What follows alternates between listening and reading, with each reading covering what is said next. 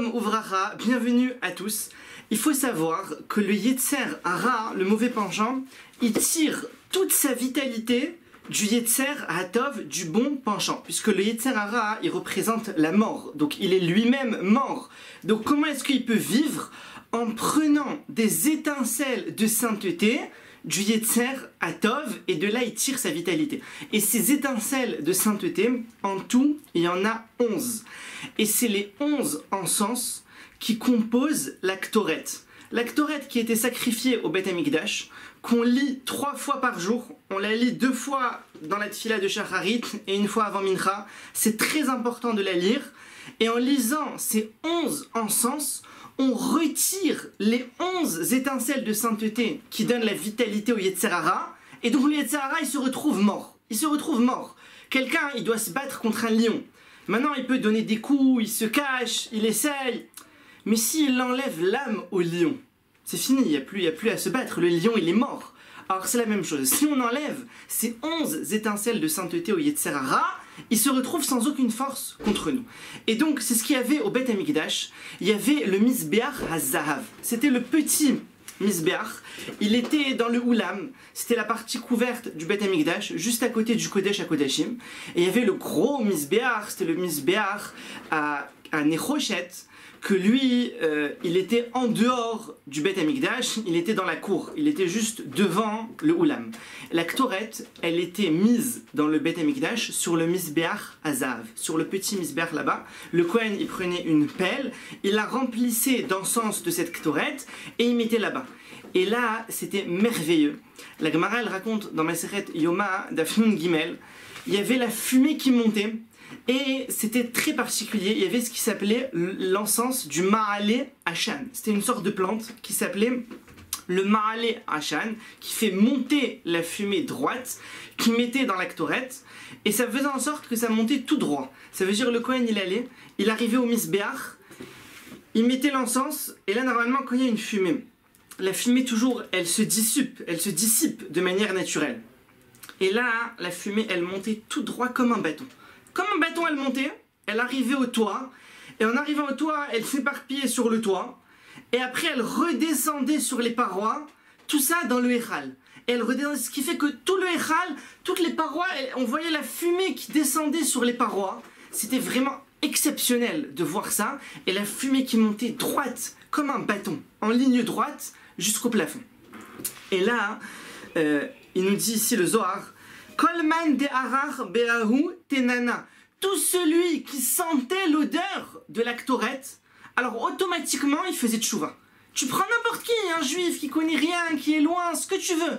Tu prends quelqu'un, tu lui fais sentir l'odeur de la Ktoret au Beth Amikdash, sur le champ, son cœur il devient pur, il devient propre, il se réveille au service d'Hachem. Il a une joie, il a une volonté de servir à Kadosh Baruch Hu, parce que la Ktoret elle a brûlé. Le Yetzer Hara qui étouffait son cœur, il a été brûlé par la Ktoret. Les 11 étincelles de sainteté qui étaient dans le Yetzer Hara, ils sont sortis, et quelqu'un comme ça, il faisait tchouva. C'était miraculeux, la Ktoret au Beth Amikdash. Il faut savoir que la Ktoret, elle sentait très très très bon, à tel point que les femmes qui se mariaient à Yerushalayim, elles n'avaient pas besoin de mettre de parfum le jour du mariage. Elles étaient parfumées avec l'odeur de la Ktoret. Liba, et là, Liba Chada, les Kabel Avoy, et quelqu'un avec la Ktoret, il avait plus qu'un seul cœur pour son père qui est dans le ciel pour Akadosh Baruch Hu. Il y a des fois quelqu'un, il a plusieurs cœurs. Il a un cœur pour sortir, il a un cœur pour discuter, il a un cœur pour dormir, et il a un petit morceau de cœur pour Akadosh Baruch Hu. La Ktoret, elle lui unifiait tout son cœur, il était pour Akadosh Baruch Hu. Et ça, c'est une histoire de cœur. Quelqu'un, tu lui dis, viens la tfila, viens étudier un petit peu. J'ai pas envie, je veux pas. C'est quoi? C'est le cœur. C'est le cœur qui est obstrué, qui est bouché. Et la Ktoret, elle venait et elle débouchait le cœur. Et il y avait aussi ça avec le tzitz. C'était une plaque en or sur laquelle il était écrit Kodesh Lachem, que le Kohen Gadol, il portait sur son front. Et la même chose, quelqu'un, il allait au Beth Amikdash. Et il regardait le tzitz, la même chose que la Ktoret. Tout de suite, il faisait teshuva, tout de suite son cœur, il se purifiait. C'était automatique. Il dit, Vayomer Moshe el Aaron, car et amarta, c'est ce qu'on retrouve avec Moshe Rabbeinu lorsqu'il y a eu l'épidémie dans le camp des Béné Israël dans le désert. Alors Moshe Rabbeinu il a dit à son frère Aaron, prends la pelle, tu mets dedans la Ktoret et tu passes dans le camp, ça va arrêter la mort, ça va arrêter le Yetzer Hara, l'épidémie, ça va l'arrêter. Et Aaron il est passé, et là où il arrivait avec la pioche, il séparait entre les morts et les vivants. C'est-à-dire d'un côté il y avait tous les gens morts de l'épidémie, et là il a mis la pioche entre eux, ça a bloqué. Ça a bloqué le Malach HaMavet, le Yetzer Hara, il a été ligoté, il s'est arrêté. D'un côté tu avais les gens morts, de l'autre tu avais les gens vivants par le mérite de la Ktoret. Et il nous dit le Zohar, il faut savoir que la Ktoret, Akadosh Baruch Hu, il a décrété que celui qui la lit 3 fois par jour, alors il fera teshuva et il sera protégé de toutes les sorcelleries qui puissent exister dans le monde, et ce jour-là, il aura une journée réussite. Comme ça, il dit le Zohar, c'est dans les mots.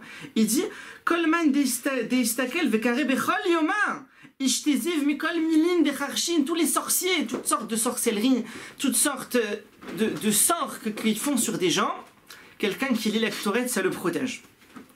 Amar Rabbi Shimon Bar Yochai, il nous dit Rabbi Shimon Bar Yochai, si les gens ils connaissaient la valeur de la Ktoret, ils savaient à quel point elle est grande, à quel point elle est forte, ils prendraient chaque mot de la Ktoret, ils le prendraient et ils le mettraient en couronne sur leur tête. Ils feraient de chaque mot une couronne, parce que la Ktoret c'est aussi une ségoula pour s'enrichir. Celui qui veut devenir riche, à l'époque au Beth Amikdash, il se battait pour faire la Ktoret. Un Kohen qui avait été tiré au sort qu'il allait faire la Ktoret, c'était fini, c'était une fois dans la vie. Parce que tout le monde voulait passer, tout le monde veut arriver à ce moment-là où il fait la Ktoret. Et c'était une ségoula pour devenir riche, celui qui faisait, il devenait riche. Donc de nos jours, on peut la dire. Be'am Ktora, alors lorsque la fumée de la Ktoret elle montait, il nous dit le Zohar, le Kohen, il voyait les lettres secrètes qui formaient le nom d'Akadosh Baruch Hu, Yudke Vavke, dans la fumée, quand la fumée elle montait en bâton.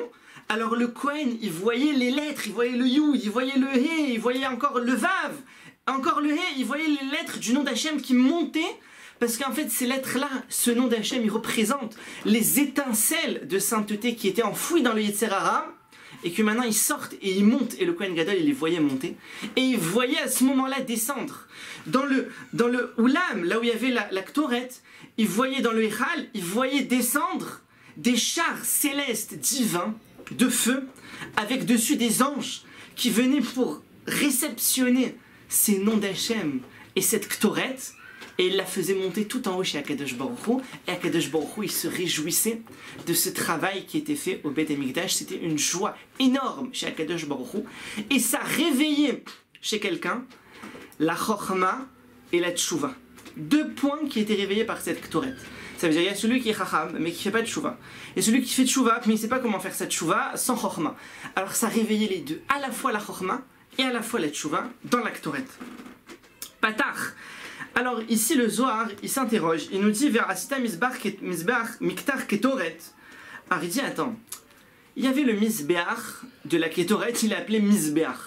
Et il y avait le Mizbeach des Korbanot qui est aussi appelé Mizbeach. Mizbeach ça vient du mot Zoveach, c'est il sacrifie, ça veut dire égorger une offrande. Mais alors dans le Mizbeach de la Ketoret, tu l'appelles Mizbeach.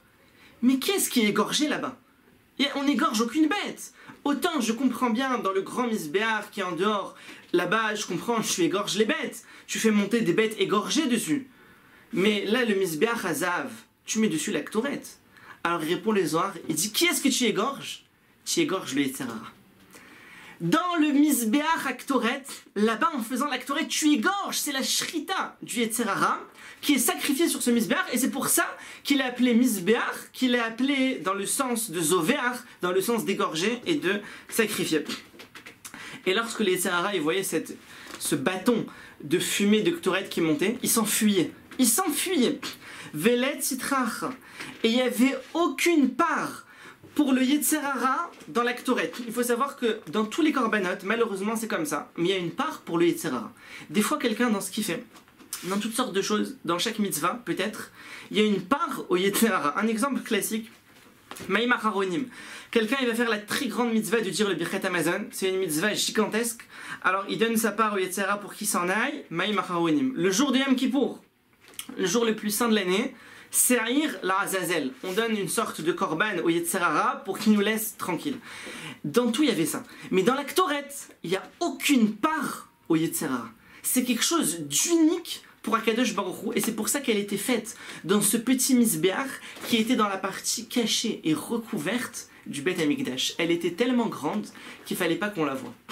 Comme nos sages nous disent, En bracha shora et la bedavar asamoui mina aïn. La bracha, elle est là seulement sur quelque chose qui est caché de l'œil. Les choses qui échappent à l'œil, il y a la bracha qui est dessus. Donc l'Aktoret, il y avait tellement de bracha dedans qu'elle devait être cachée de l'œil. Elle était dans le misbéach apnémi. Alors, il ramène également le Zohar dans cette Ktoret. Kuleu mitkashrin de'inun beyehuda vekshira chada. Il dit le Zohar, celui qui sent que le Yetzer Hara, que la mesure de justice, la rigueur, elle est sur lui. Il sent que ça va pas. Il sent que ce qu'il fait, ça réussit pas. Alors il donne un conseil, le Zohar, il dit il a qu'à lire la Ktoret. Et la Ktoret, elle transforme la rigueur, la justice en bonté et en chassadim sur chacun d'entre nous. Tevorechu mipia Elion, soyez bénis de la bouche d'Hachem. À bientôt.